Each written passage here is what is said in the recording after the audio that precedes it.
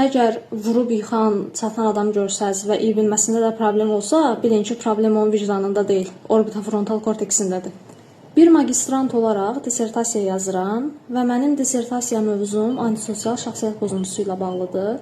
Dissertasiyanı yaza-yaza bir sıra maraqlı məqamlara rast gəlmişəm antisosial şəxsiyyət pozuntusu ilə bağlı. Onlardan birini indi sizlə bölüşəcəm. Antisosial şəxsiyyət pozuntusu ümumiyyətlə başqalarının hüquqlarına və cəmiyyətin qaydalarına davamlı etinasızlıqla müşahidə olunan bir pozuntudur. Belə insanlar yalançılığa, manipulyatивliyə, başqalarının hüquqlarını istismar etməyə, həmçinin əsasən də kriminal davranışa çox meyilli olurlar.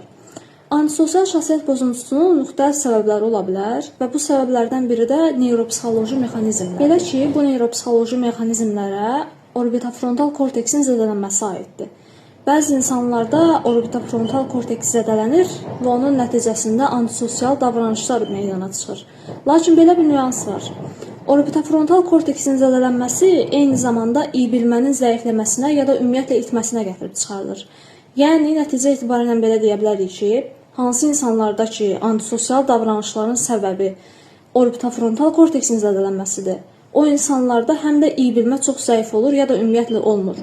Yəni, loru şəkildə desək, harada ki, vurub çatan, yıxan adamlar gördünüz, əgər onların iyi bilməsində də problem varsa, iyiləri fərqləndirə bilmirlərsə, bilin ki, problem onların vicdanında yox, orbitofrontal korteksindədir. Yox, mənim iyi bilməm yerindədir. Məndən keçdi.